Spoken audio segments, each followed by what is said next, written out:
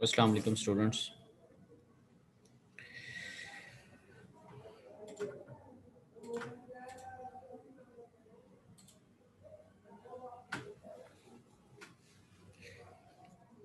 पहले अटेंडेंस ज़रा लगा लेते हैं, फिर करते हैं स्टार्ट।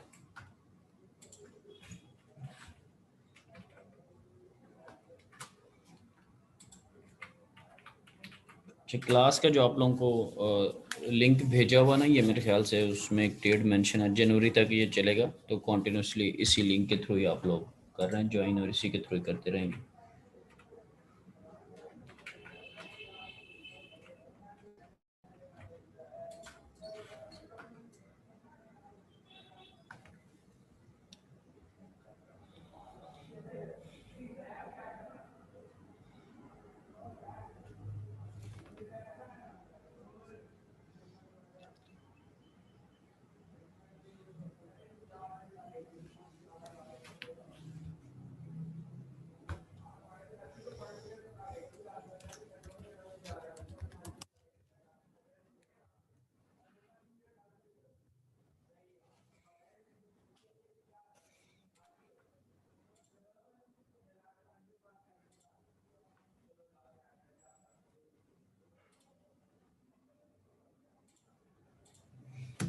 क्विज़ बाकी आज होपफुली मैं कोशिश करूँगा, चेक कर लूँगा, उसके मार्क्स वगैरह भी लगा दिए जाएंगे।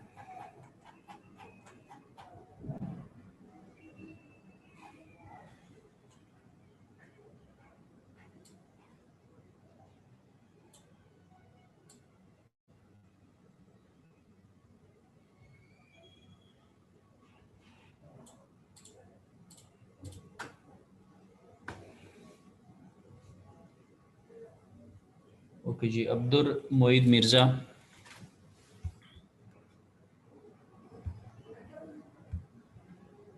अब्दुल मोईद मिर्ज़ा नहीं। अब्दुल रहमान। Present sir. ठीक है जी। अब्दुल्ला जमशेद। Present sir. ठीक है। अहमद अब्दाल।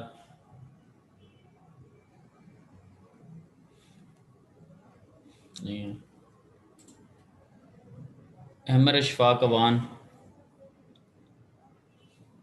नहीं है। अली सुहेल। Present sir. ठीक है। अरीब लुकमान।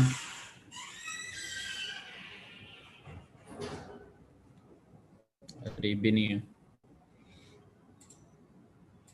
दानिश कुदरतुल्लाह। दानिश भी नहीं है। फ़हीम अफजल। नहीं है। हिशाम सरवर।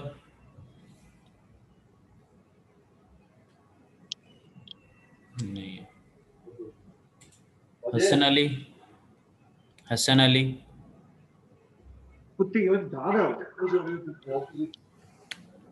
खुरम शहजाद।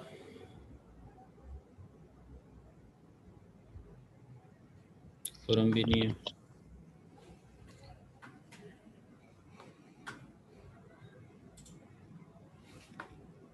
और हसन अली पहले नहीं था, ठीक है जी। मोहम्मद अली हसन।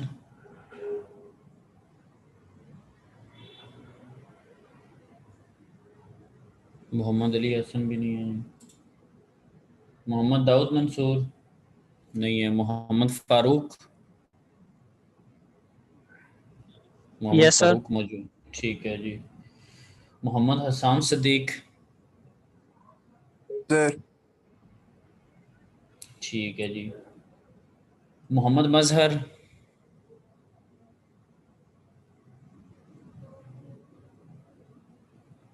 मजहर भी यस नहीं है। सर। सर कहाँ पे प्रेजेंट। हम? किधर करके है मजहर? क्या आप अपनी सर आईडी से नहीं लॉगिन, किधर से आवाजें दे रहे हो? हाँ, सर ये मेरे डिवाइस का मसला है सर। हम रूममेट है सर, अब्दुल रहमान और मैं सर इकट्ठे लेक्चर लेते होते हैं सर डिवाइस से। एक डिवाइस से दोनों इकट्ठे। तो आपका जो मसला है उसे ठीक करवा लेना मजहर। ठीक है। जी सर इस वीकेंड में जाऊंगा सर, सैटरडे को। अच्छा, मोहम्मद शहरियार। President sir. ठीक है जी। और मोहम्मद उमर फारूक। Yes sir. ठीक है। मोहम्मद उमर हयात।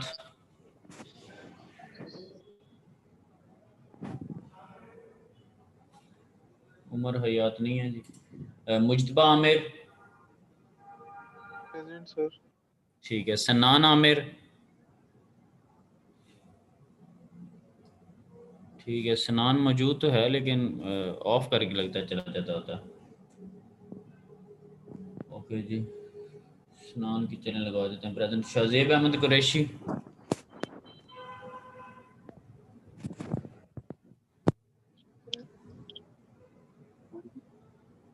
शाहजेब भी नहीं है, पहले तो ज्वाइन किया हुआ था। अच्छा, किया हुआ नीचे बोल नहीं रहा। चलें जी।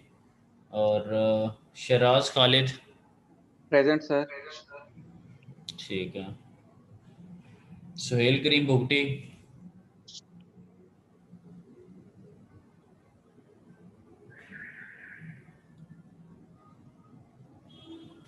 सुहेल करीम नहीं है। उज़ैर इफ्तिखार।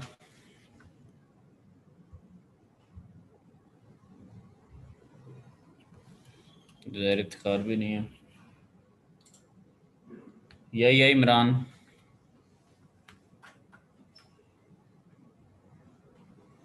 या इमरान सुबह 5 बजे ज्वाइन कर रहा था और अभी बोल नहीं रहा।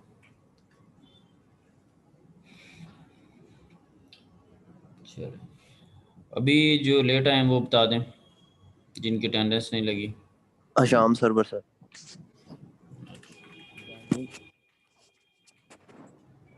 शाम सरवर की लगा दी। और दानिश कुदरतुल्लाह भी आया। Yes sir. हाँ जी। और सर मोहम्मद फारूक 061 की होगी। भाई जब कहता हूँ ना ठीक है तो आप मेरे इशारे समझ जाया करें ना। अब 8-10 लेक्चर हो गए अटेंडेंस लगाते हुए। ठीक है कहने का मतलब यही होता है कि लग गई है। सही है। फारूक 61 की लगी हुई है। हाँ जी। और कुछ लेट आया। चलें जी।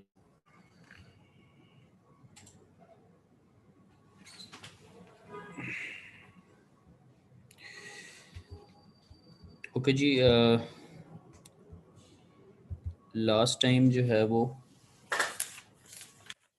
हम डिस्कशन कर रहे थे बैट्स लॉ के ऊपर ना, कि क्या हमारे पास लिमिटेशंस हैं, क्या सिनेरियोज हैं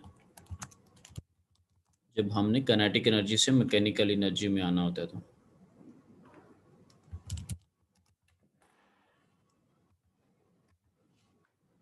तो अभी ज़रा देखते हैं कि कब जो टरबाइन है उसको ऑन वो होती है एक मिनिमम स्पीड के ऊपर, और फिर एक स्पीड के ऊपर हमें मैक्सिमम वो पावर देती है, और फिर एक टाइम आता है जब हम उसकी वर्किंग को स्टॉप करवा देते हैं। ठीक है, तो इन चीज़ों को देखते हैं कि कब कब इनसे हम यूज़फुल जो वो प्रोडक्ट है in the form of mechanical energy वो उसे ले सकते हैं, और कब हमें उसको स्टॉप करवाना है, और आवर्स के पॉइंट ऑफ व्यू से कितने घंटे चले तो हमारे पास क्या सिनेरियो बिल्डअप होगा। इस चीज़ को ज़रा देखते हैं। मैं स्क्रीन शेयर करता हूँ लोगों के साथ।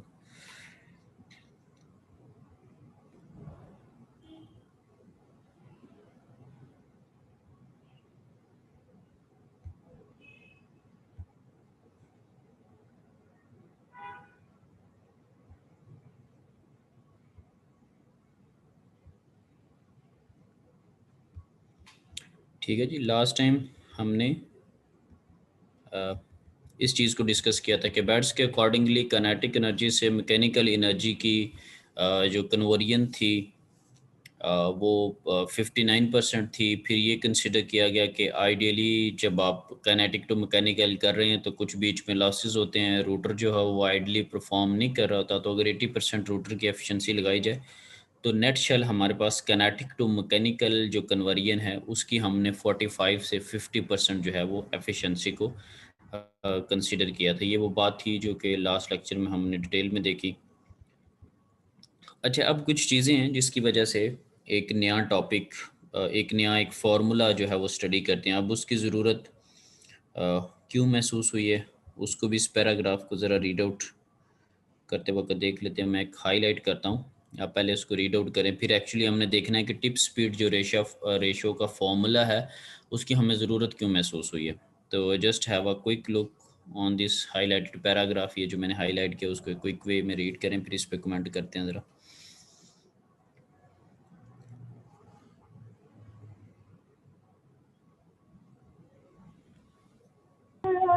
से करीब है जो ना छुप सका वो दिख गया।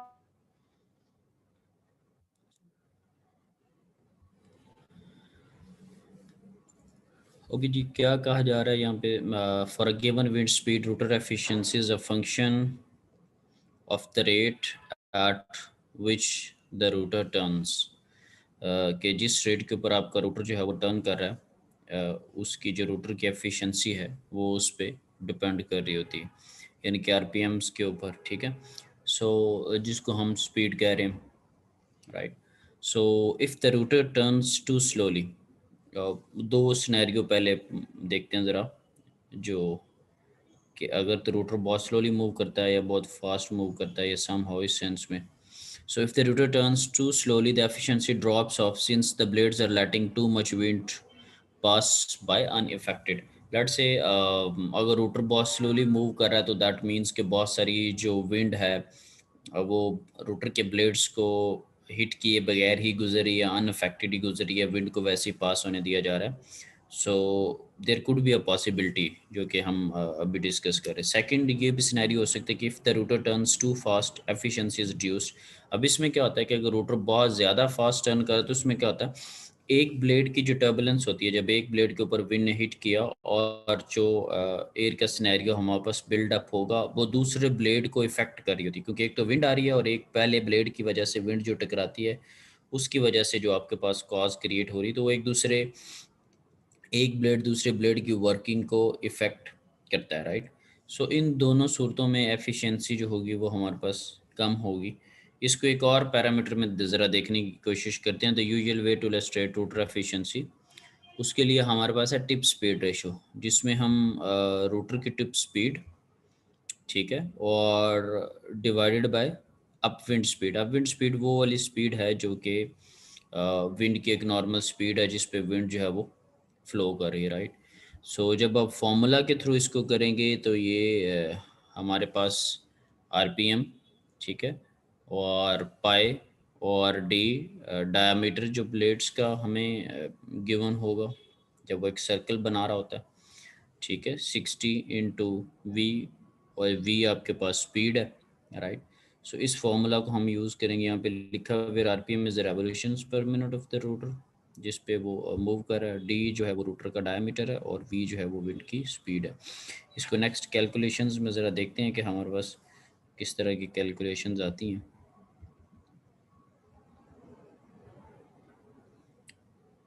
अच्छा, ये रोटर की टिप स्पीड के अकॉर्डिंगली कुछ जो टर्बाइंस हैं, राइट, ब्लेड्स की फॉर्म में या कंपनीज की फॉर्म में उसके अकॉर्डिंगली लिखा गया। Let's say American multi blooded है, ये उसकी एफिशिएंसी है।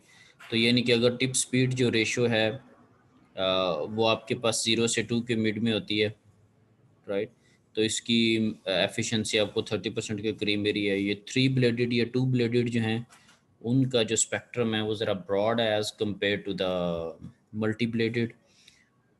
सो उसमें अगर आप देखें तो वो आपको टिप स्पीड रेशो जब 1 के करीब से स्टार्ट हो रही है टिल 10 तक वो आपको एक रीज़नेबल एफिशिएंसी दे रहे हैं। तो इसकी जो एफिशिएंसी टच करी वो तकरीबन 45% के करीब है। फिर इसी तरह मॉडिफाइड पार्ट्स लिमिट थोड़ा मॉडिफिकेशन, आफ्टर मॉडिफिकेशन जो हमारे पास जो एफिशिएंसी आ रही है रूटर की। अब रूटर की एफिशिएंसी से मुराद ये है कि जो कनेटिक टू मैकेनिकल कन्वर्जन है, ये सिंबल में साथ में यूज़ हो रहा है सीपी का। तो ये जब आप कैलकुलेशंस कर रहे थे तो आपको पता है कि ये कनेटिक टू मैकेनिकल की बात हो रही है, यानी कि कनेटिक टू इलेक्ट्रिकल की भी बात नहीं हो रही। और ये भी हमने देखा कि मेजॉरिटी टाइम के लिए हमारे पास 2 या 3 ब्लेडेड जो हैं वो एक रीज़नेबल परफॉर्मेंस दे रही हैं। और ये जब हम 2 ब्लेडेड या 3 ब्लेडेड को डिस्कस कर रहे थे तो ये भी हमने बात की थी कि मोस्टली जो है वो 2 ब्लेडेड या 3 ब्लेडेड ही जो हैं वो यूज़ हो रही जितनी भी अब मॉडर्न टर्बाइन्स हैं। अब देखते हैं कि कहाँ पर हमें स्पीड जो है वो किस स्पीड पे विंड मूव करती है और टर्बाइन जो है वो या किस स्पीड पे नहीं करती। पहले थोड़ा ग्राफ देख लेते हैं, फिर इसको डेफिनेशन पॉइंट ऑफ व्यू से और ज़रा अच्छे वे में एलेबोरेट करेंगे। पहले तो ग्राफ को ज़रा रीड आउट करते हैं, फिर इसके कुछ टेक्निकल पॉइंट्स को ज़रा डिस्कस करते हैं। अच्छा, ये अगर आप देखें तो इसके वाई एक्सिस पे है पावर डिलीवर्ड, जो रोटर जो है वो रेटेड पावर जो हमें मिल रही है, ठीक है। सो एक ये वर्ड लिखा हुआ वीसी, तो अगर आप देखें कि वीसी से पहले अगर मैं कुछ एरिया को हाईलाइट करूं तो बिफोर वीसी आपके पास कोई भी पावर नहीं है। यहाँ पे मैं क्वेश्चन मार्क लगा रहा हूँ, तो मेरे पास ज़ीरो पावर मुझे मिल रही है वीसी से पहले। तो अब डिस्कस करते हैं कि ये वीसी क्या होता है। वीसी क्वेश्चन लिखा हुआ कट इन स्पीड। अब आपको पता है कि विंड लेट से मूव कर रही है 0 मीटर, अगर चल ही नहीं रही, ठीक है, 0 metre per second, 1 metre per second, 2 metre per second, 3 metre per second. जब भी आपने किसी चीज़ को रोटेट करवाना था तो आपको पता है कि आप एक रीज़नेबल अमाउंट ऑफ जो एनर्जी है उसको सप्लाई करते हैं ताकि turning effect of a force आए, वो चीज़ रोटेट करे। तो जब आगाज़ में स्पीड 0, 1, 2, 3 होगी, डिपेंड करता है कि क्या वेट है, क्या फोर्स रिक्वायर है, तो टर्बाइन मूव नहीं करेगी स्टार्ट में जब स्पीड कम होगी। लेट से अब स्पीड थोड़ी ज़्यादा होने लगी है, 4 या 5 है, ये वो वाला पॉइंट होगा जबकि विंड टर्बाइन मूव करेगी, उसके ब्लेड्स मूव करेंगे, अब आपको एनर्जी मिलना शुरू होगी। इससे पहले क्यों नहीं मिल रही थी कि विंड की जो स्पीड है वो बहुत कम थी, वो उसको रोटेट ही नहीं करवा रही थी। और जब आपका रोटर ही रोटेट नहीं करेगा, जब मैकेनिकल एनर्जी ही प्रोड्यूस नहीं होगी तो इलेक्ट्रिकल एनर्जी प्रोड्यूस नहीं हो सकती। तो इसीलिए ग्राफ में हमें नज़र भी आ रहा है कि वीसी से पहले, यानी कि कट इन विंड स्पीड से पहले हमारे पास कोई भी पावर नहीं है। फिर आपके पास स्पीड अब बढ़ना शुरू हो गया, लेट से 4, 5, 6, 7, 8, 9, 10 स्पीड बढ़ रही है। अब अगर आप देखें, अगर जैसे जैसे स्पीड बढ़ रही है आपके पास वर्टिकल एक्सिस पे पावर भी बढ़ रही है। यहाँ पे कुछ और पावर है, इस पॉइंट पर कुछ और पावर थी, इस पॉइंट पर कुछ और पावर है, मैं हाईलाइट कर रहा हूँ इसमें फिर एक ऐसा पॉइंट आएगा जिसको आप कहते हैं वी रेटेड। ग्रेजुअली स्पीड बढ़ रही है और पावर बढ़ रही है।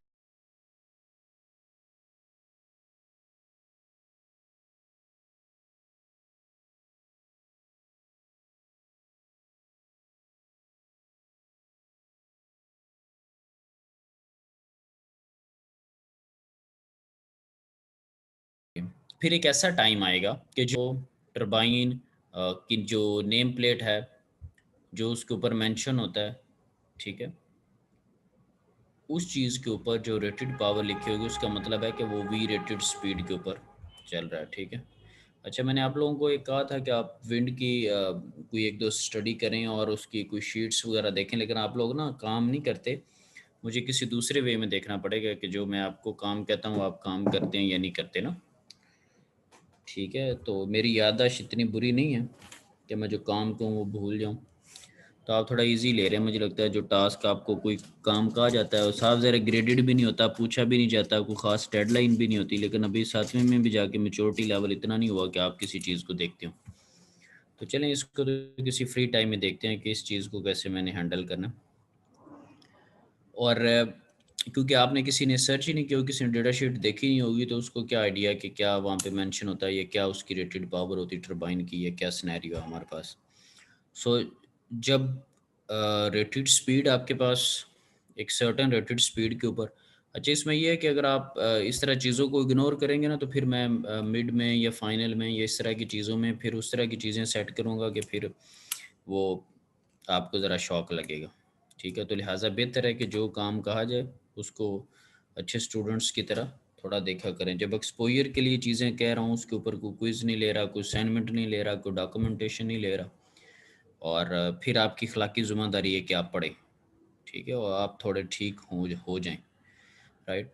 सो इस स्पीड के ऊपर आपके पास, अब आप देखें इस स्पीड के बाद वो अपनी रेटेड पावर मेंटेन कर चुका है आपके पास, एक जैसी ही उसको पावर मेरी है, स्पीड बढ़ रही है लेकिन पावर एक जैसी है, रेटेड पावर। अब फिर एक टाइम आएगा कि जबकि हवा की जो स्पीड है वो बहुत ज़्यादा है, अब यहाँ पर ब्रेकेज हो सकती है, ब्लेड्स टूट सकते हैं, नेसल टूट सकती है।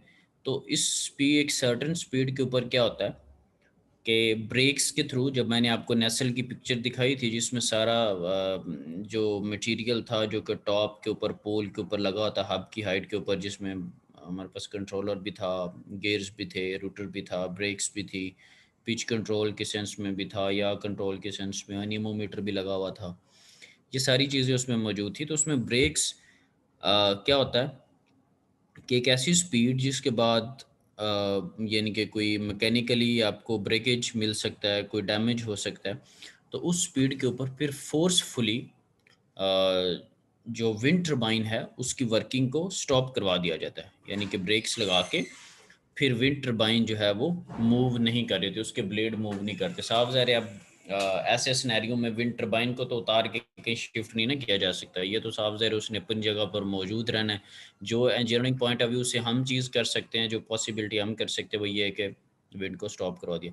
जैसे अक्सर होता है कि बहुत तेज़ हवा चल रही हो तो आप जो पेडिस्टल फ़ैन वगैरह मोस्टली उसको बंद कर देते हैं या कहीं और शिफ्ट कर देते हैं या सम हो, राइट। सो इस स्पीड को हम कहते हैं फर्लिंग या कट आउट विंड स्पीड, कि जहाँ पर उसकी वर्किंग को स्टॉप करवा दिया जाता है। तो जब हम कोई डेटा शीट भी देखते हैं, अभी एक देखेंगे भी, तो उसमें भी आपको ऐसा सिनेरियो होगा कि ख़ास स्पीड तक पावर प्रोड्यूस नहीं हो रही, फिर विंड टर्बाइन जो ब्लेड्स हैं मूव करने लग जाएंगे और स्लोली स्लोली पावर में इंक्रीमेंट नज़र आएगा।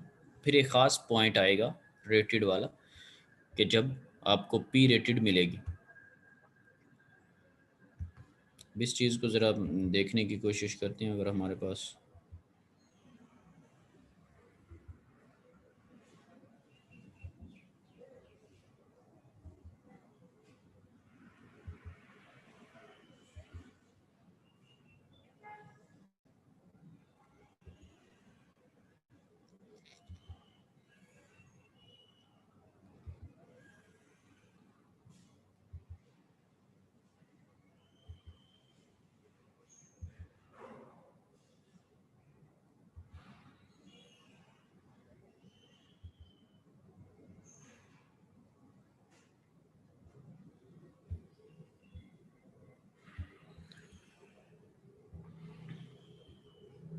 अच्छा, ये अगर देखा जाए तो ये हमारे पास डायमीटर मेंशन है, ये रेटेड पावर मेंशन है किलोवाट्स के अंदर 7000। अगर आप देखें तो 0 पे भी ये नहीं चली, 1 पे भी ये नहीं चली, 2 पे भी ये नहीं चली, इसकी 3 पे भी नहीं चली, 4 पे इसने वर्किंग स्टार्ट की है, जो कि इसकी कट इन जो है वो विंड स्पीड है, ये इस पे इसने वर्किंग स्टार्ट कर दिया। अब आपको 120 पावर मेरी 5 पे, आपको 480, 6 पे ये इंक्रीज़ हो रही है। ये जिस तरह ग्राफ, ये जिस तरह ग्राफ के अंदर इंक्रीज़ हो रही थी यहाँ पर भी इंक्रीज़ हो रही, राइट। सो उसके बाद अगर हम देखें तो 15 वो रेटेड स्पीड है, जब आपके पास जो 7000 जो उसकी रेटेड पावर थी वो अचीव हो चुकी है। तो 15 स्पीड के ऊपर फिर आपको एक कांस्टेंट पावर मिलेगी, ठीक है जी। ये आपके पास वी रेटेड के ऊपर आपको कांस्टेंट मिल रही है, ये आपको वी सी है जब उसने वर्किंग स्टार्ट की थी। फिर उसके बाद क्या होता है, इसी तरह आप इसको चलाते रहते 7000। फिर एक टाइम आएगा कि अब अगर स्पीड एक ख़ास लिमिट से ज़्यादा होती है तो आपको इसको ऑफ भी करवाना पड़ेगा थ्रू ब्रेक्स। तो अप्रॉक्सीमेटली 25 के बाद जो है वो इसको स्टॉप करवा दिया जाएगा। अब अगर यहाँ पर हम देखें, एक और ले लेते हैं, इसको डिस्कस कर लेते हैं, सुज़लॉन की।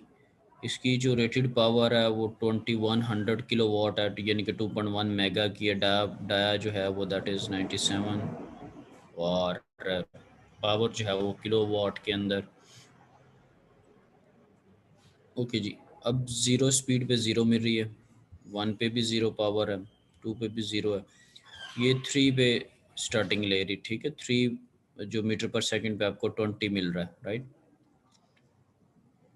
क्योंकि इसके अगर देखें तो इसका डाया 164 है, उसके अकॉर्डिंगली ब्लेड्स का वेट और वो सारी चीज़ें भी उसी तरह की होंगी। उसको एक जो फोर्स लगानी है रोटेटिंग, इसका ज़रा डाया कम है तो ये थोड़ी कम स्पीड पे रोटेट कर गई है, ठीक है। और उसके बाद देखें 80 मिल गया पावर, पावर अब इंक्रीज़ हो रही, पावर इंक्रीज़ होती जा रही। हाईलाइट उसको मैं कर रहा हूँ साथ साथ। 11 मीटर पर सेकंड के ऊपर वो बी ए बी नहीं हुई अचीव, 12 पे भी नहीं, 13 पे जाकर हुई है। 13 मीटर पर सेकंड के ऊपर 2100 किलो वाट जो वो अचीव हो चुकी है। अब ये वी रेटेड है, 15 पे भी उतनी स्पीड बढ़ रही है, उसने अपनी मैक्सिमम जो थी वो अचीव कर ली है। तो 20 के बाद जो है वो 21 जब स्पीड आएगी तो ये वो फर्लिंग स्पीड है जो ऊपर इसको इसकी वर्किंग को जो है वो स्टॉप करवा दिया जाएगा।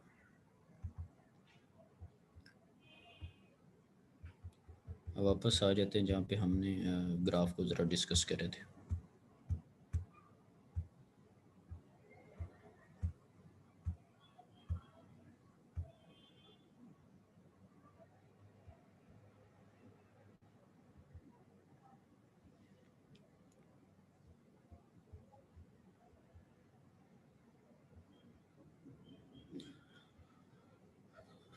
अच्छा, इसमें एक ये भी सिनेरियो होता है, अगर आप टॉप पे देखें तो लिखा हुआ है शेडिंग द विंड ना। तो अब लेट से वी रेटेड आपके पास आ गया स्पीड, उस पर आपको रेटेड पावर भी अचीव हो चुकी है। तो फिर कुछ जैसे जैसे स्पीड बढ़ेगी उसने जो रूटर है ज़्यादा मैकेनिकल एनर्जी देनी है क्योंकि ज़्यादा विंड अवेलेबल होगी। तो वो आपकी माइट भी जो रेटेड जनरेटर है उसकी वाइंडिंग्स और वो उसके अकॉर्डिंगली इस्टेब्लिश ना हुआ हो तो कुछ जो पावर होती है उसको शेड किया जाता है, यानी कि पिच कंट्रोल्स के थ्रू, ब्लेड्स के थ्रू, ठीक है। उस पावर को यानी कि ज़ाया वाला सिनेरियो कर दिया जाता है, क्योंकि हमने 3 टाइप्स देखी थी, पिच कंट्रोल की तरफ, एक्टिव, स्टॉल और इस तरह के सिनेरियो। फिर एक ख़ास लिमिट आती है जब शेडिंग से चीज़ बाहर हो जाती है तो फिर उसको स्टॉप करवा दिया जाए। तो यहाँ पे लिखा भी हुआ कट इन स्पीड को अब ज़रा डिस्कस कर लेते हैं। जो मैं बता रहा था कि low speed winds may not have enough power to overcome friction in the drive train of the turbine, right, and even if this does happen, the generator is rotating, the electrical power generated may not be enough to offset the power required by the generator field windings. Windings को उतनी नहीं power मेरी, excitation नहीं हो रही, energy नहीं मेरी, आपको पावर वगैरह नहीं मिलेगी। So cut in wind speed is minimum needed to generate net power. ये वो मिनिमम पॉइंट है जिसके बाद आपको वर्किंग मिलना शुरू हो जाएगी। So no power is generated at wind speeds below VC, ये भी हमने ग्राफ के अंदर देखा। So that portion of the wind's energy is wasted, ये बात भी बिल्कुल ठीक है।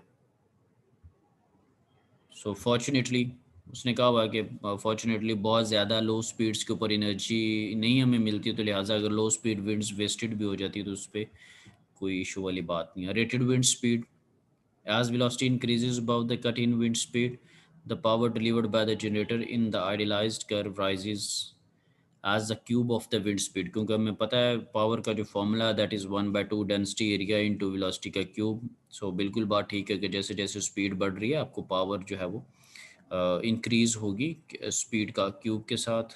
When wind reaches the rated wind speed VR, the generator delivers as much as power as it is designed for. So जिसके लिए आपने उसको डिज़ाइन किया हुआ है, जो उसकी रेटेड पावर है उसके अकॉर्डिंगली वो आपको वर्किंग देगा। ये हम देख भी रहे हैं कि वी रेटेड पे आपको मैक्सिमम पावर मेरी। अब आगे जो लिखा होता है कि अबव VR, ठीक है, there must be some mechanism, क्योंकि वो अपने मैक्सिमम दे चुका है। above VR there must be some way to shed some of the wind power, right? Else the generator may be damaged। साफ ज़रा वाइंडिंग्स हैं उसको अगर ज़्यादा मिलेगी और मैकेनिकल अगर पोर्शन है तो उसकी ब्रेकेज का इशू हो सकता है। और कैसे होगी पावर की शेडिंग, वो आपको पता है कि पिच कंट्रोल्ड मैकेनिज्म्स जो हमने डिस्कस किए थे।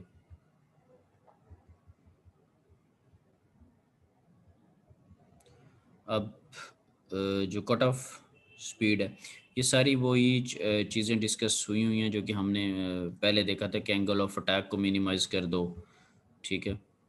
ओके जी, कट आउट और फर्लिंग स्पीड है वो क्या होती है? At some point, the wind is so strong that there is a real danger to the wind turbine. At this wind speed, we have called the cutout wind speed or the furling wind speed. Furling is the term used in sailing to describe the practice. ये अब जो जहाज के sense में फर्लिंग की term use होती है जहाँ से ली गई है. So the machine must be shut down. अब इसके बाद जो मशीन को है वो बंद करवा दिया. जो अगर मशीन हमारे पास कौन सी है, यानी कि विंड टर्बाइन है, उसको थ्रू ब्लेड्स उसको बंद करवा दिया जाएगा. ठीक है, यहाँ पे मेंशन भी है कि ब्रेक्स जो हैं वो रूटर को लॉक कर देंगे. और आपके पास डेफिनेट सी बात है, जब आप लॉक करेंगे तो उसके बाद आपके पास जो पावर है वो ज़ीरो हो जाएगी. राइट. सो ये वो सिनेरियो था जो कि हमने स्टडी किया. राइट.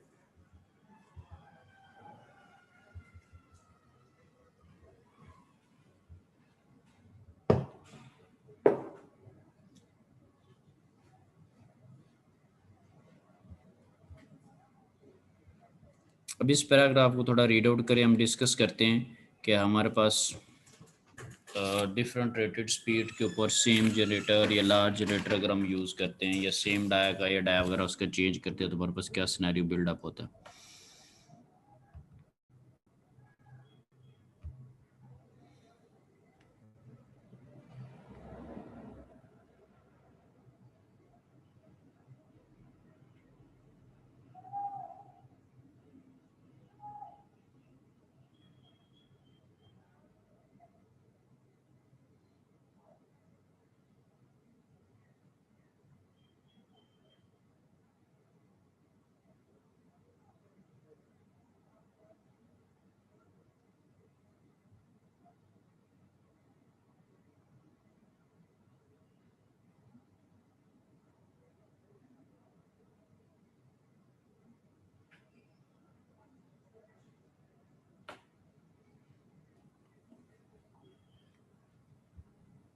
अब ये जो आपके पास लेट्स से सिनेरियो डिस्कस किया हुआ है,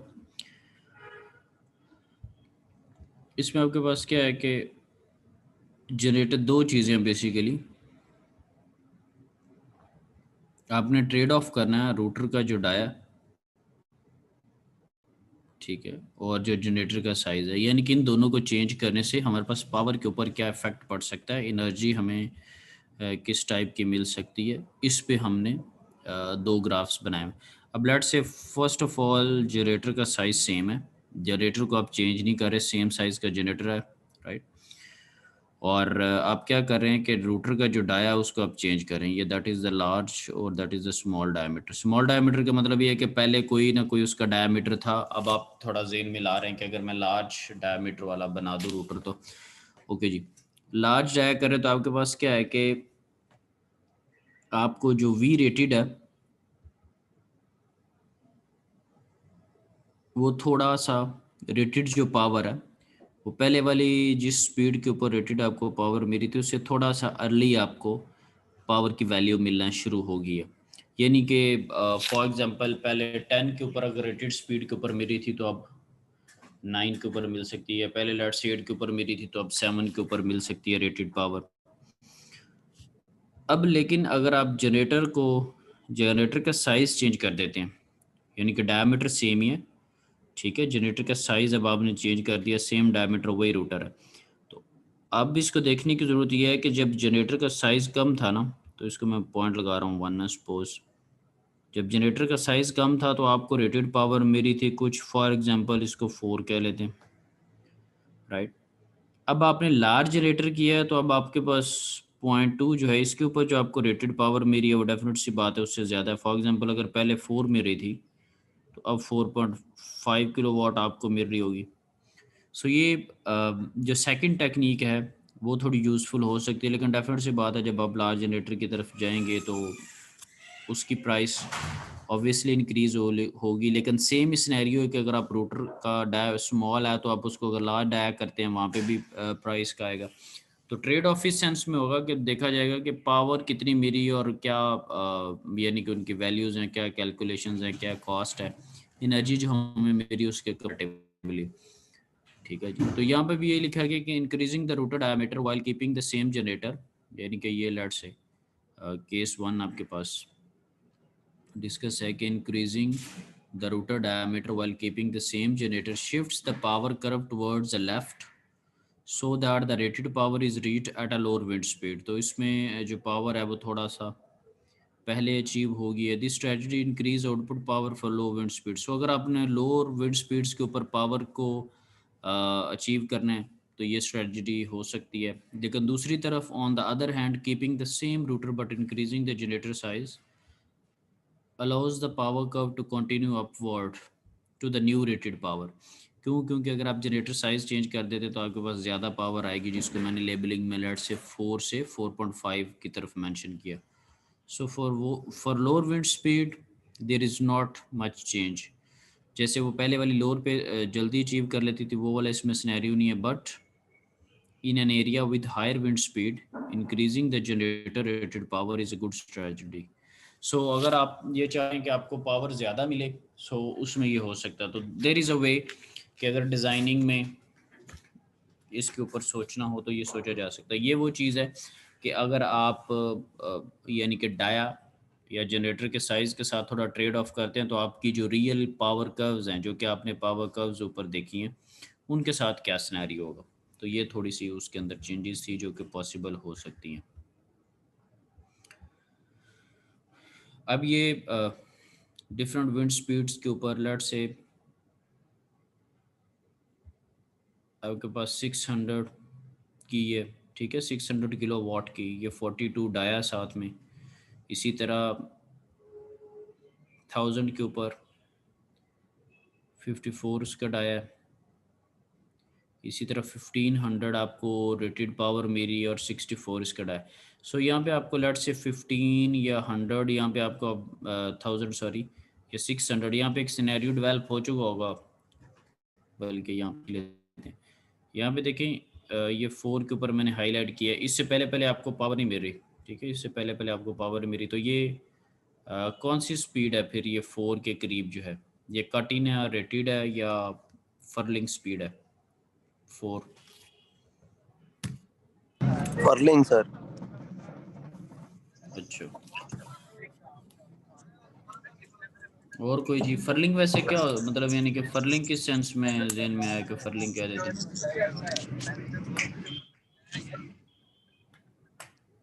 से के टरबाइन मतलब के विंड आ रही है कुछ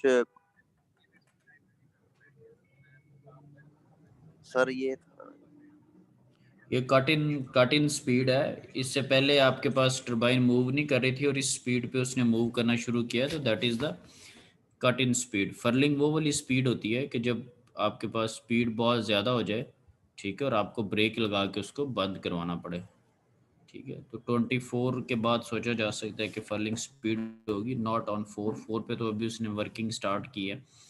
तो that is the cut in speed. Rated power मुझे बताएं कि रेटेड पावर कौन सी स्पीड पे मेरी होगी। फॉर एग्जांपल अगर मैं ये 642 डाया वाले एक सिनेरियो को कंसिडर करता हूँ, वेस्टास की जो आपके पास V42 600/42, अगर ये टर्बाइन यूज़ करते हैं हम, तो इसमें रेटेड पावर कहाँ पे आपको मिल रही है, कितनी की स्पीड पे अप्रॉक्सीमेटली?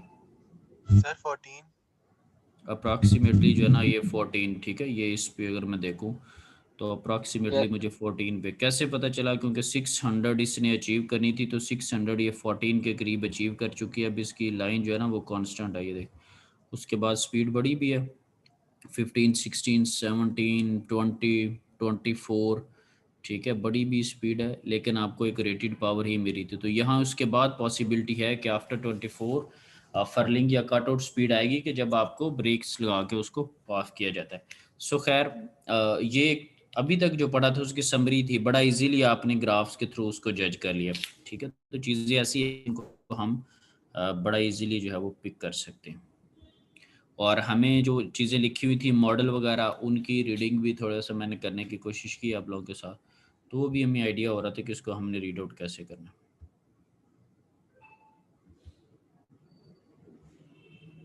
अब नीचे क्वेश्चन भी है, उसको भी ज़रा देख लेते हैं।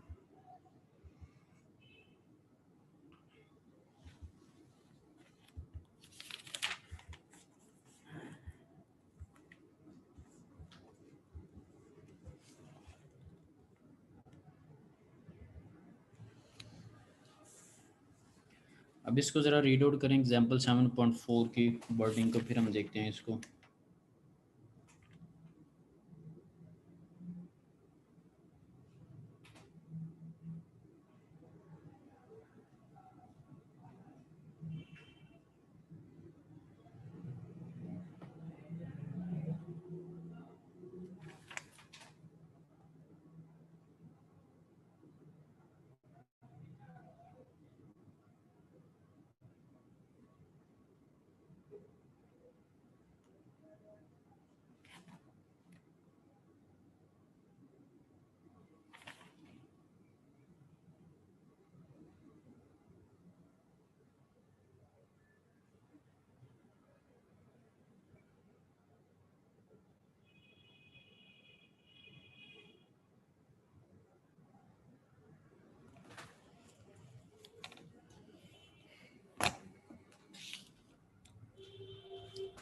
ओके जी, कर लिया रीड थोड़ा सा। आपके पास क्या है कि 82 मीटर डाया गिवन है और 165 मेगावाट। अब ये 165 मेगावाट क्या चीज़ है भला?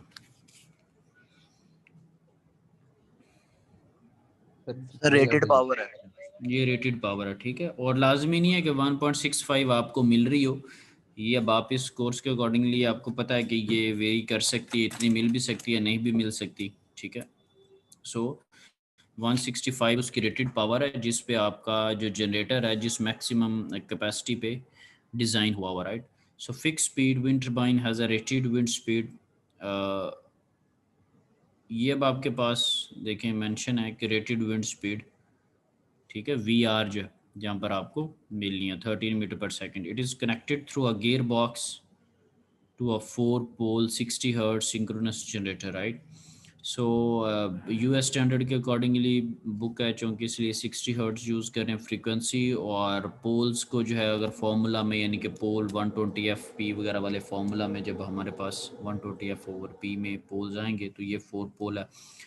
और ये इलेक्ट्रिकल मशीन्स के जो सब्जेक्ट है उसमें भी आपकी वो बसगी रही होगी ऐसी चीज़ों के साथ।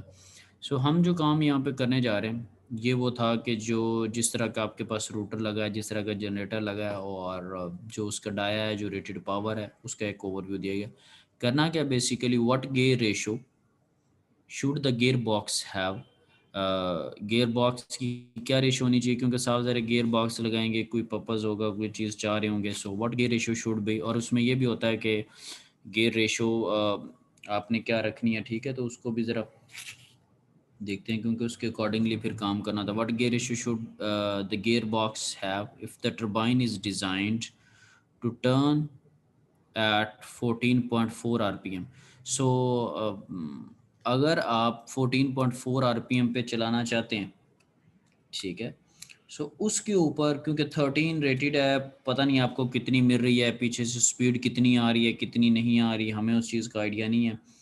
और हमने जो है वो इसको चलाना है 14.4 आरपीएम पे रूटर को चलाना। तो उसके लिए हमें गियर्स में क्या करना पड़ेगा, गियर बॉक्स किस तरह का लगाना पड़ेगा, वो अभी हम देख लेते हैं कि हमें क्या करना है, किस तरह की गियर रेशियो सेट करनी है हमें। और पार्ट बी में कह रहा है what is the tip speed ratio when the winds are blowing at the rated wind speed ना। तो टिप स्पीड रेशियो क्या होगी when the winds are blowing at the rated wind speed. Tip speed ratio का भी पीछे हमने formula पढ़ा था जिसमें आरपीएम इन्वॉल्व हो रही थी, पाए था, डायामीटर था, 60 लिखा हुआ था, स्पीड लिखी हुई थी। सो ये हम चीज़ें देखते हैं। पार्ट सी में what is the overall efficiency of the machine including router, gear box, generator, overall यानी कि efficiency and it's rated wind at its rated wind speed. Rated wind speed के ऊपर आपको ओवरऑल एफिशिएंसी कैलकुलेट करनी है bye considering the electrical, उस सारे mechanism को कंसीडर करते हुए। पार्ट ई जो है the power curve for this machine indicates that it will deliver half of its rated output in 10 metre per second winds. वो ये कह रहे हैं कि पावर जो कर्व बनती है, जो जिसको हम अभी स्टडी कर रहे थे, वी सी, वी आर और वी फर्लिंग पे जो अभी हम कर्व्स को पढ़ रहे थे, तो उससे उसको फील हो रहा था कि 8 पे आपको हाफ पावर मिलती है। सो एफिशिएंसी और टिप स्पीड रेशो क्या होगी 8 के ऊपर ना, तो वो 8 मीटर पर सेकंड के ऊपर कैलकुलेशन करना चाह रहे हैं कि उसके ऊपर क्या एफिशिएंसी होगी। Okay, what should be the TSR tip speed ratio with 8 meter per second winds if the generator could switch from 4 pole to 6। तो ये 4 से 6 पे। अच्छा, ये इसके भी हमने पार्ट्स पढ़े। यहाँ से आपको फील हो रहा होगा कि ये बहुत एक डिफरेंट एग्जांपल है जिसमें सारी चीज़ों को लेट से कवर किया गया कि सपोज काफ़ी सारे कॉन्सेप्ट्स क्लियर हो रहे हैं। अभी कुछ चीज़ें और कुछ न्यूमेरिकल्स एक दो और टॉपिक पे हैं, प्रोबेबिलिटी डिस्ट्रीब्यूशन फंक्शंस के ऊपर, पीडीएफ सीडीएफ के ऊपर, उसका भी थोड़ा सा एक डिफरेंट टच है। इसमें भी अभी ओवरऑल हमें सो फॉर कंक्लूजन ये समरी मिल रही है कि क्या चीज़ें हमारे पास ना। सो सबसे पहले तो गियर बॉक्स जब आपने लगाना है या वो गियर्स रेशो को यूज़ करना चाह रहे हैं तो देखना ये पड़ेगा कि अच्छा हमारी रिक्वायरमेंट क्या है, क्या चीज़ें हमें चाहिए। तो सबसे तो पहले जो जनरेटर की शाफ्ट है वो किस पे स्पिन कर रही है, ठीक है, और रूटर किस स्पीड के ऊपर स्पिन कर रहा है, और जनरेटर को क्या स्पीड चाहिए जिस पे उसको मूव करना चाहिए, और रोटर कितनी प्रोवाइड कर रहा है, इनका हमने डिफरेंस फिर गेयर्स से निकालना है। ठीक है, जितनी आ रही है और जितनी बढ़ा के पेश करनी है वो गेयर्स हेल्प आउट करेंगे हमारी। सो जनरेटर की जो शाफ्ट है दैट स्पिन्स, उसकी आपको स्पीड का फॉर्मूला पता है, लैब में भी आपने यूज़ किया था, n = 120 f/p, right. So F frequency वो आपको 60 गिवन है और 4 पोल है। डेफिनेट सी बात है अगर पोल्स चेंज होंगे तो यहाँ पर आपके पास सिनेरियो चेंज हो जाएगा। सो जनरेटर जो है वो फिक्स्ड स्पीड सिंक्रोनस जो जनरेटर है, ये आप बताएं कि कितनी स्पीड पे स्पिन करेगा जनरेटर। कैलकुलेशन तो हमारे सामने आ चुकी हैं।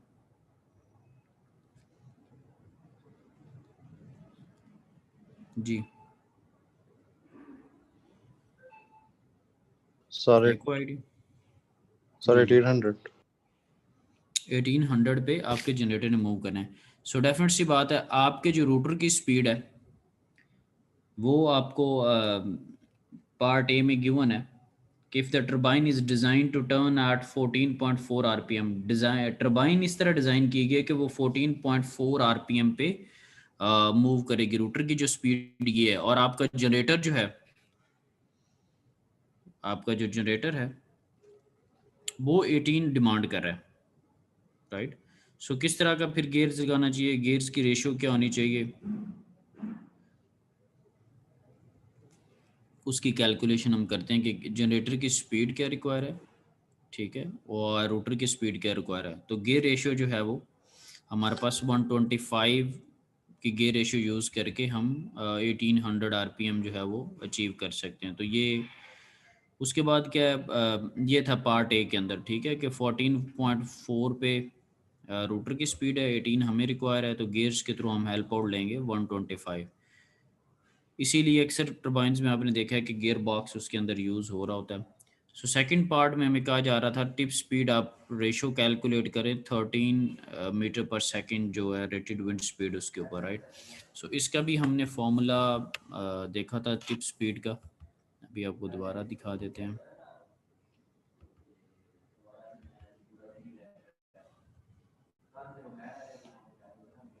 आरपीएम, जिस आरपीएम पे मूव करें, और पाए कांस्टेंट है, डी उसका डाया, 60 जो है वो 60 वी 60 से कांस्टेंट, वी आपके पास आप विंड स्पीड है, डी जो है वो रूटर का डायमीटर है। ओके जी, हमारे पास जो स्पीड थी वो 14.4 है, ठीक है, साथ में पाए है, और 82 जो है वो हम बस देख लेते हैं क्योंकि 82 जो है वो डाया हमारे पास, राइट।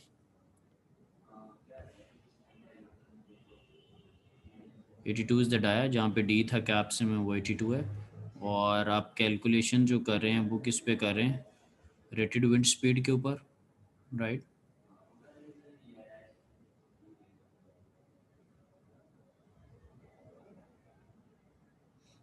और रेटेड विंड स्पीड हमें मेंशन है हमारे पास न्यूमेरिकल के अंदर, दैट इज़ 13। सो यहाँ पे सारे कांस्टेंट हमारे पास उसी तरह अवेलेबल हैं। हमने जो ऊपर फॉर्मूला आपको बताया था वो हमने यूज़ कर लिया, और टिप स्पीड रेशियो जो हमारे पास आ रही है वो 4.76 है। ओवरऑल एफिशिएंसी देखते हैं, overall efficiency eight rated wind speed, तो रेटेड विंड स्पीड हमारे पास 13 है, राइट, अज्यूमिंग द स्टैंडर्ड, ये डेंसिटी आपको पता है 1.22। हमने एक टॉपिक भी देखा था जिसमें हमारे पास टेम्परेचर और प्रेशर का इफेक्ट होता है डेंसिटी के ऊपर, हमने कुछ फार्मूलाज डिस्कस किए थे। और जब हम स्टैंडर्ड लेते हैं तो वो 1.22 हम लेते हैं, तो स्टैंडर्ड डेंसिटी ले ली गई है। जो रेटेड पावर है वो 13 है। हमारे पास जो पावर का फॉर्मूला है that is 1/2 density area into speed का क्यूब है। सो हमने जब कैलकुलेशंस किए हैं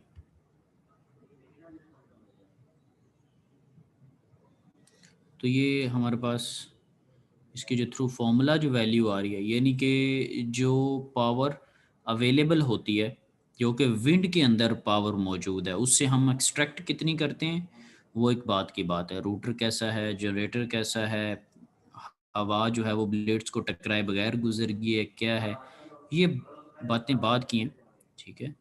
लेकिन जब हम ये फार्मूला लगाते हैं तो फार्मूला हमें बताता है कि विंड के अंदर क्या पावर अवेलेबल कितनी है, एक्सट्रैक्ट हम कितनी कर सकते हैं, वो भी ज़रा डिस्कस करते हैं।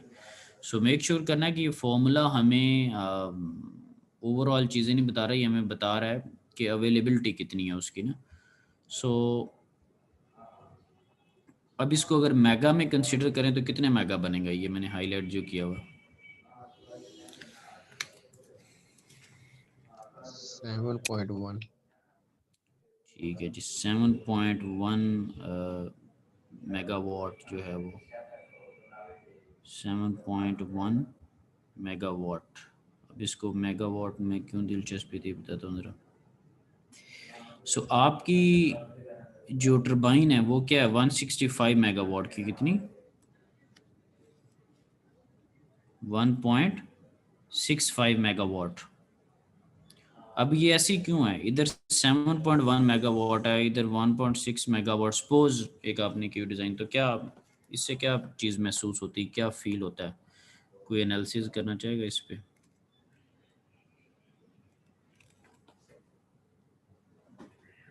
यानी कि 161.65 मेगावाट की टर्बाइन है आपके पास और वो एक वैल्यू आई है 7.1 मेगावाट। इन दोनों को आपस में कंपेयर कैसे करेंगे, न्यूमेरिकल तो चलिए हम कर ही रहे हैं, करते हैं ज़रा स्टार्ट।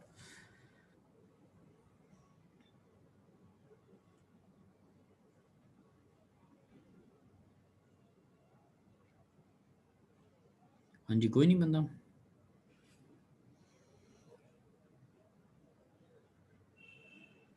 ये सवाल ही समझ नहीं है।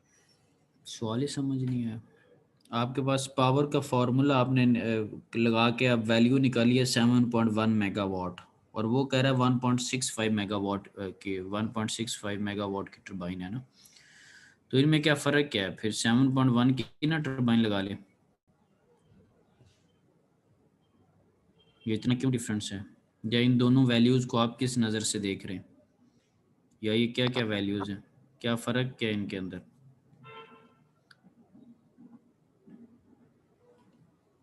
सर 7.1 विंड की पावर है जो अच्छा। अवेलेबल है, ये दोनों अलग चीजें लग रही हैं 1.65 जो है। 7.1 मेगावाट जो है वो पावर है जो कि 13 मीटर पर सेकंड के अंदर विंड के अंदर मौजूद है। हवा के अंदर अगर 13 मीटर पर सेकंड पे विंड अगर चल रही है तो उसके अंदर जो पावर मौजूद है दैट इज़ 7.1 मेगावाट। अब इस पे एक्सट्रैक्ट हम कैसे करते हैं, क्या हमारे ब्लेड का क्या डिज़ाइन है, 2 है 3 है, मल्टी ब्लेडेड है, रोटर कैसा है, जनरेटर कैसा है, क्या ये सारी चीज़ें ये डिपेंड करेगा, ठीक है, प्रैक्टिकल इन्वायरमेंट के ऊपर। सो जो आपने जो टर्बाइन लगाई हुई दैट इज़ 165 मेगावाट। आप अवेलेबल जो है हवा के अंदर जो एनर्जी मौजूद है उससे जो आप एक्सट्रैक्ट करें वो 1.5 मेगावाट एक्सट्रैक्ट करें, ठीक है। कनेटिक से मैकेनिकल, मैकेनिकल से इलेक्ट्रिकल, सारी लगा के। सो अगर हमने ओवरऑल एफिशिएंसी देखनी होगी यानी कि अवेलेबिलिटी कितनी है और हम कितनी प्रोड्यूस करें, सो उसको 1650 किलोवाट और 7106 किलोवाट, ताकि कैलकुलेशंस एक जैसी रहे ना, या मेगा में रख के कर लें या किलो में रख के कर लें। सो दैट इज़ 23.2% ना, ठीक है।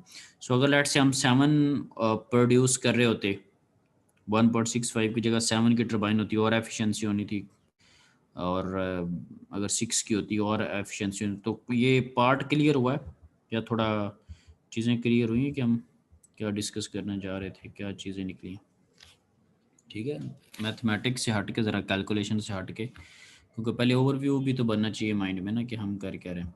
सो जो अवेलेबल पावर थी इन द विंड वो इतनी थी, और जो हमारी मशीन एक्सट्रैक्ट करी दैट इज़ 1.65। तो हमने अगर देखा है कि ओवरऑल क्या डिफरेंसेस हैं, क्या चीज़ें हैं, तो एफिशिएंसी के पॉइंट ऑफ व्यू से हमने उसका कर लिया।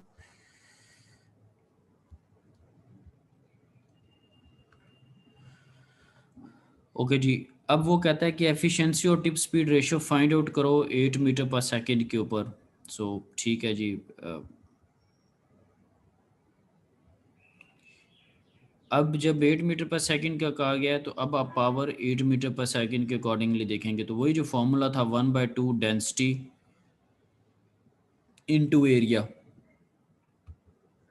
अब ये मैं हाईलाइट कर रहा हूँ, को बताया कि ये पाई/4 82 का स्क्वायर कैसे होगा, ये क्या चीज़ होगी?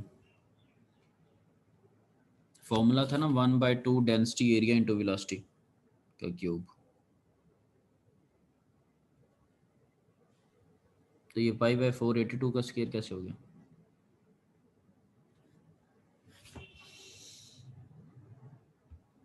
सर ये ऊपर भी ऐसे ही किया हुआ। बस ये लॉजिक होगी। जैसे कल एक थर्मो की क्लास थी, तो वो कह रहे थे कि सर डाटा लिखने के भी नंबर दे दे। मैं कि ये क्या बात होती? कहते वो अप्लाइड फिजिक्स में भी मिल जाते थे। ठीक है, फिर बाद में कहेंगे कि हमें जो स्किल्स सिखाई गई हैं वो इंडस्ट्री के अकॉर्डिंगली नहीं है। ओके जी। ये आपके पास आगाज़ में भी बताया था कि जो जब आपके पास ब्लेड मूव कर रहा होता है तो वो एक सर्कुलर वे बना रहा होता है। सो जो उसका एरिया कैलकुलेशन है रोटर का that is pi r square. तो अब जब आप d/2 का स्क्वायर लेंगे तो फिर आप नहीं कहेंगे कि ऊपर भी ऐसे था। सो दैट इज़,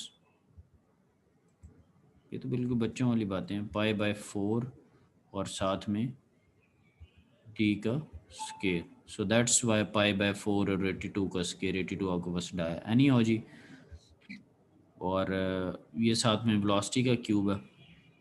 ठीक होगी बात? आप तो नहीं कहेंगे कि ऊपर भी ऐसे हैं? चलो जी, मैं आप लोगों को चेकआउट कर रहा हूँ कि क्या क्या पढ़ते हैं, क्या क्या करते हैं, फिर उस हिसाब से जज करना है ना मैंने। चलें जी, पावर जो है वो आपके पास 8 के अकॉर्डिंगली जो निकल रही है, ठीक है, वो आपने यहाँ पे मेंशन कर ली। अब ओवरऑल एफिशिएंसी जब आप कैलकुलेट कर रहे थे, साथ में उसने मेंशन भी किया है कि पावर कर्व्स के अकॉर्डिंगली, अगर मैं इसको देखूं ऊपर टॉप है,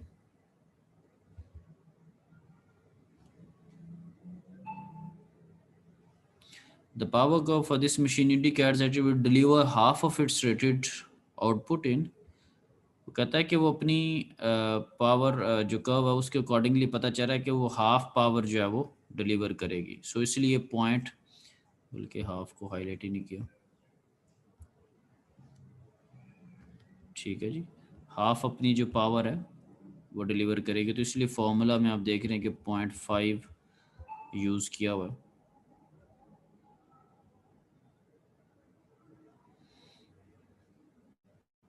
राइट, ये उसकी वजह से। सो जब आपने कैलकुलेट किया, जो आपके पास आंसर आ रहा था और जो अवेलेबल आंसर था, थ्रू फार्मूला आया और थ्रू रेटिंग्स जो आया। अब इसमें और इस फार्मूला में क्या फ़र्क है? एक ऊपर भी यूज़ हुआ है, किधर गया ये? इसमें आपने सिंपल 1650 किलो वॉट लिखा है और इसमें आपने 0.5 इंटू 1650 किलो वॉट लिखा। डिस्कस तो खैर मैं कर चुका हूँ, बता भी दिया। तो ये ऐसा क्यों किया आपने? सर उन्होंने कहा तो हुआ हाफ जो है उसको उन्होंने कहा है करना कि है। अगर 8 मीटर पर सेकंड आप लेते हैं तो इसकी ये अपनी रेटेड पावर पे नहीं चलेगा, ये अपनी half of the rated power पे चलेगा, क्योंकि उसके अकॉर्डिंगली पावर कर्व्स जो बनती हैं, लेट्स से फॉर एग्जांपल मैं एक बनाने की कोशिश करता हूँ यहाँ पे, कि उसको नहीं मैं देख रहा, मैं बस वैसे उसको बना रहा हूँ कि ये सपोज आपके पास बन गया और आपको रेटेड पावर इसकी 13 थी ना, अब साफ ज़ाहिर है जब आपने 13 अप्लाई ही नहीं किया, आपने उसको अभी 8 वैल्यू ही प्रोवाइड की है, ठीक है। सपोज यहाँ पर करके कहीं मैं 8 लिख देता हूँ, तो 8 के ऊपर तो नहीं ना उतनी पावर मिलेगी, ठीक है। 8 के ऊपर जो आपको पावर मिली होगी वो ये आपके पास V8 गाड़ी का मॉडल ही बना देते हैं, और यहाँ पे जो पावर मेरी होगी उसको मैं वैसे स्पीड के अकॉर्डिंगली V13 लिख रहा हूँ, तो वो बराबर तो नहीं होंगी ना, ठीक है। तो इसलिए कह रहा है पावर कर्व का हवाला देके उसने कह दिया कि जब 8 होगा तो वो उसने कहा कि ग्राफ्स के थ्रू देखा या विजुलाइज किया तो वो हाफ ऑफ द पावर मेरी थी रेटेड, तो इसलिए उसने 0.5 मेंशन कर दिया। ये रेटेड जितनी मेरी थी वो ये है, और ये वाली चीज़ थ्रू फार्मूला आपके पास, तो इसकी एफिशिएंसी जो है वो 49.8 है, क्योंकि जो अवेलेबल थी और जो उससे एक्सट्रैक्ट कर रही थी। अब इसका आंसर की वैल्यू क्यों बढ़ गई, इसका आपको क्यों महसूस होता है कि इसकी एफिशिएंसी ज़्यादा है?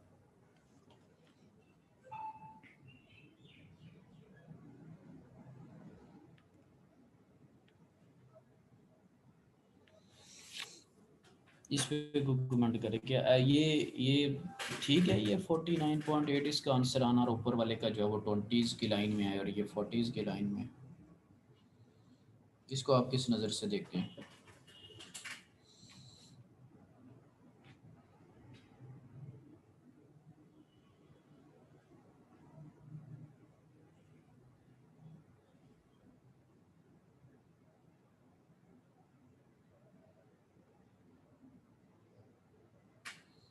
कोई नज़र से नहीं देखते? बंदे कितने पार्टिसिपेंट्स यहाँ पे?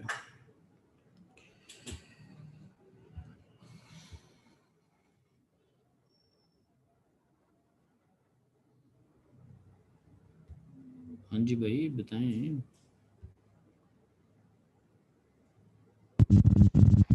सर इसका ये हो सकता है कि रेटेड विंड स्पीड में जब एफिशिएंसी कम होती है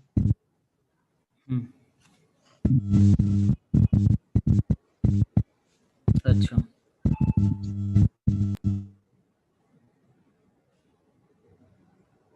बेसिकली इसका एनालिसिस ये है कि जब आपके पास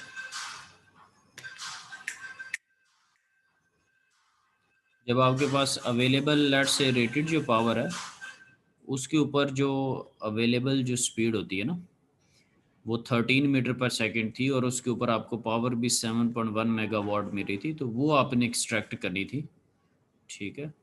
अब जब आपने 8 के ऊपर कैलकुलेशन किया तो एयर के अंदर जो मौजूद है, एयर के अंदर मौजूद ही 1.656 इंटू 10⁻³ जो है ये एयर के अंदर मौजूद है।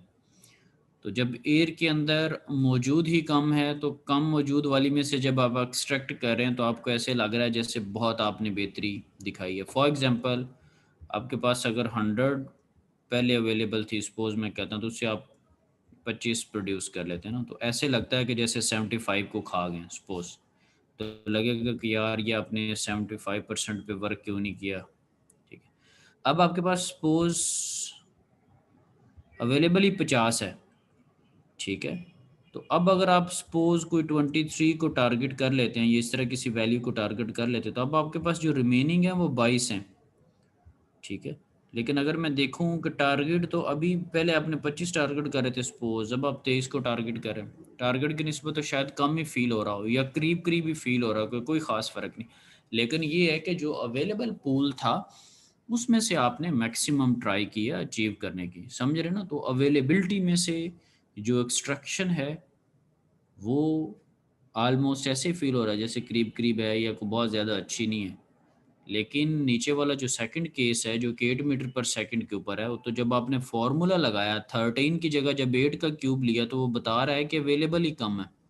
ये जो अवेलेबल है वो 1.656 के करीब करीब जाके आपके पास अवेलेबल, तो अवेलेबल ही कम थी, और कम अवेलेबिलिटी के ऊपर आपने जो ट्राई किया इस वजह से आपका आंसर आपको 49.8 नज़र आ रहा है, ठीक है। इसी तरह अगर लेट से मैं इसको कहूँ ऊपर वाले पार्ट को कि 13 की बजाय इसको 25 पे सॉल्व करो, जो प्रीवियस पार्ट है 7.1 मेगावाट वाला, तो तो अगर मैं इसको 25 पे ट्राई करता हूँ तो 7.1 की जगह आंसर और ज़्यादा आएगा। 13 पे ट्राई किया कुछ और है, 25 पे ट्राई करता हूँ कुछ, मैं सपोज वैसे ही लिख देता हूँ, सपोज मेरे पास 12 मेगावाट आ रहा है। तो अब कोई बंदा अगर कहे कि 25 के ऊपर 12 मेगावाट अवेलेबल है और ये लेट से टरबाइन लगा रहे हैं सपोज 1.65 की, ठीक है, तो उसके मुताबिक हमारी एफिशिएंसी कुछ और होगी, राइट। फिर जब ये तो पार्ट डिपेंड कर रहे हैं ना 13 है, 14 है, 20, 25, लेकिन ये फिक्स आपने किया हुआ 8 मीटर पर सेकंड के ऊपर 49.8। इसी को ही अगर आप रेटेड जो पावर है इसको अगर आप 13 की बजाय अगर रेटेड पावर आप 10 पे अचीव कर लेते हैं तो आपके पास पार्ट सी की भी एफिशिएंसी आपको फील होगा कि जैसे बेहतर बेहतर, ठीक है। तो फर्क ये है कि अवेलेबिलिटी में से आपने चूज़ करना होता है। तो यहाँ पर अवेलेबल कम थी तो कम अवेलेबल में ऐसे फील हो रहा जैसे बेस्ट परफॉर्मेंस, ठीक है जी। सो यस मैं क्लियर कर देता हूँ ड्राइंग को। चलिए जी, अब आगे टिप स्पीड रेशियो है वो उसी तरह डायामीटर है, आरपीएम्स हैं और 60 के साथ स्पीड मेंशन होती है। तो यहाँ पर आप 8 पर कैलकुलेशंस कर रहे हैं तो इसलिए यहाँ पर ऊपर वाले पार्ट में 13 था, ठीक है, और यहाँ पर आपके पास 8 है क्योंकि वो उसने रेटेड पे कहा था और ये 8 मीटर पर सेकंड पे कहा, तो ये 7.7 आ गया आपके पास। इसी तरह उसने कहा था कि अगर आप स्विच कर दें 4 पोल से 6 पोल्स के ऊपर तो तब देखें कि क्या सिनेरियो बिल्डअप होता है। और 120F/P फॉर्मूला लगा दिया, पोल का जो है वो 6 पोल्स हैं। तो अब आपके पास जो आपने इसको स्पिन करवाना है वो 1200 पे करवाना है। पहले मेरे ख्याल से 18 पे था, 1800 पे था, राइट।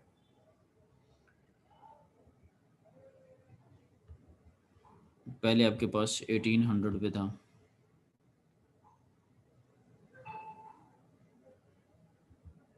सो अब basically tip speed ratio calculate करें। ओके जी, हमने गे रेशियो कैलकुलेट की थी, दैट वाज 125, ठीक है। 125 की गेयर रेशियो थी, ऊपर वाले पार्ट में हमने कैलकुलेट की, वही गेयर रेशियो रख के 4 पोल से 6 पोल कर दिया।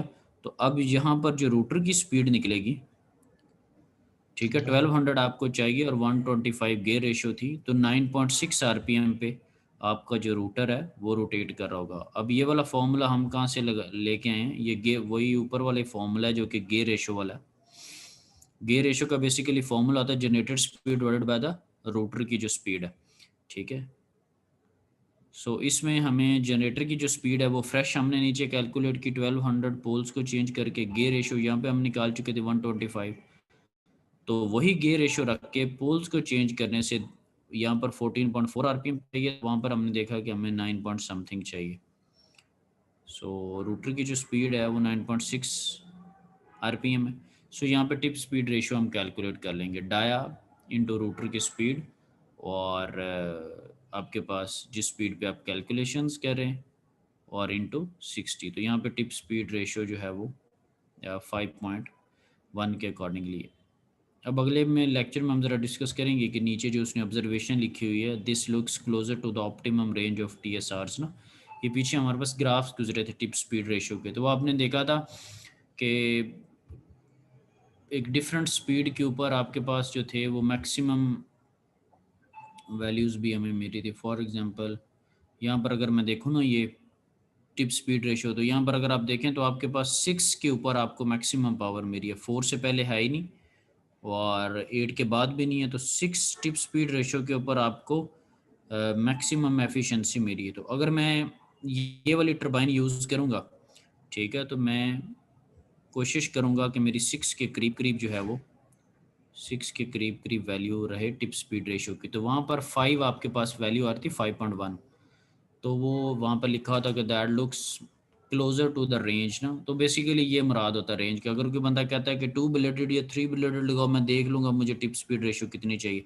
अगर ये मैं अमेरिकन मल्टी ब्लेडेड लगाता हूँ, सपोज मैं अमेरिकन मल्टी ब्लेडेड यूज़ करता हूँ, तो इसका मुझे पता है कि 1 अगर मैं स्पीड रखूँ तो 1 के ऊपर मेरे पास मैक्सिमम एफिशिएंसी है। फॉर एग्जांपल अगर मैं ये अमेरिकन ब्लेडेड यूज़ कर रहा हूँ तो मुझे पता है कि अगर मैं टिप स्पीड रेशियो को 1 रखूँ तो उसके ऊपर मेरे पास मैक्सिमम एफिशिएंसी मेरी है। तो ये वो एक वे था जो कि आखिरी पार्ट में उसने एक और डिफरेंट एंगल से उसको देखा कि उसने आपको कहा कि पोल्स को चेंज कर दो और गियर रेशो आपने पहले कैलकुलेट की थी, फिर आपने टिप स्पीड रेशो कैलकुलेट की, तो वो वैसे को लॉजिक नहीं बन रही थी मतलब न्यूमेरिकल की ना। खैर स्टूडेंट तो एक और पॉइंट ऑफ व्यू से करते हैं कि ये पार्ट लिखा हो जिसको करना, लेकिन मैं एनालिसिस पॉइंट ऑफ व्यू से कह रहा हूँ जो कि मुझे फील होता है क्यों उसने ऐसा किया। ठीक है, तो ये वो वाली चीज़ें हैं कि एफिशिएंसी कैसे हम बेहतर कर सकते हैं, कोई भी टरबाइन तो उसको किस टिप स्पीड रेशो पे चलाया जाए। तो स्पीड का पॉइंट ऑफ व्यू है वो हमने देख लिया, ये टिप स्पीड रेशो का भी पॉइंट ऑफ व्यू। ठीक है जी, दैट्स ऑल अबाउट टुडे। कोई कन्फ्यूजन वगैरह तो पूछ लें, अदरवाइज यू कैन लीव। और जो लेट आए थे उनकी भी मैंने अटेंडेंस लगा दी है, तो वो वैसे ही जब क्लास का थोड़ा टाइम करीब आता है तो आहिस्ता आहिस्ता स्टूडेंट्स की तादाद भी कम होने लग जाती है। दरमियान में देख रहा था अब 12 है ना। ठीक है, चलें जी, ठीक है, थैंक यू वेरी मच, अल्लाह हाफिज़। और 11वां वीक मैं हूँ, बीच में तो 11 स्टूडेंट है।